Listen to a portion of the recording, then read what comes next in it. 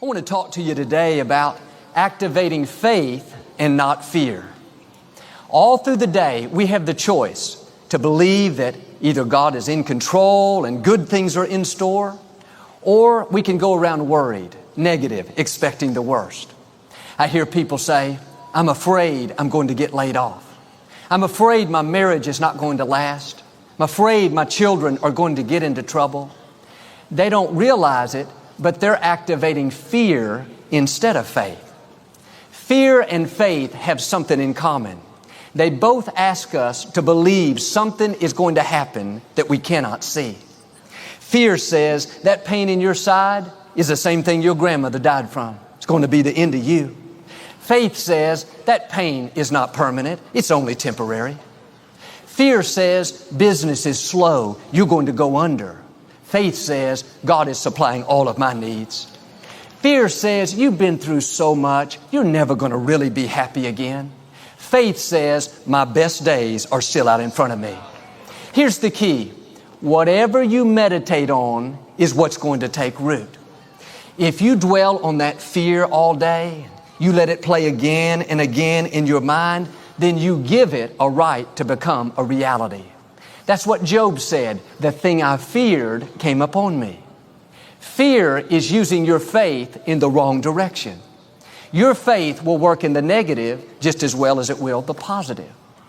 I was at the doctor's office with our daughter Alexandra one time, and as the doctor was examining her, he began to talk about how bad the flu season was and how he gets it every year.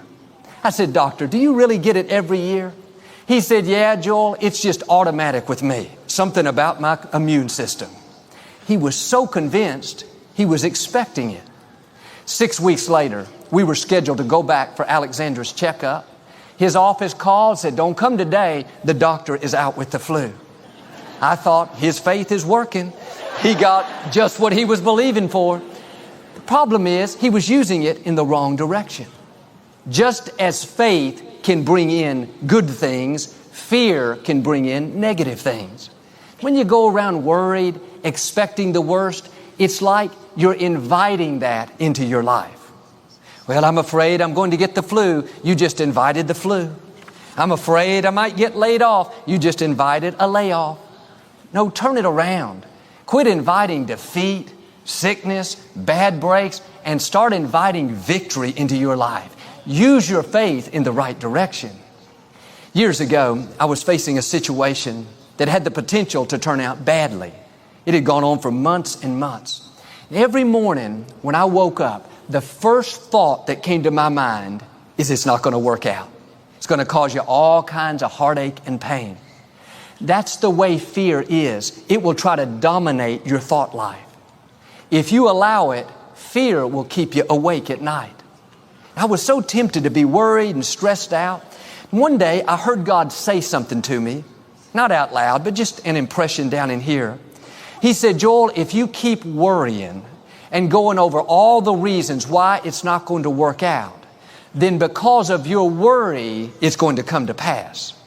But if you will trust me and use that same energy to believe, I will turn it around and use it to your advantage. When I heard that, I gained a new perspective. I realized that fear, worry, negative thinking is not just a bad habit.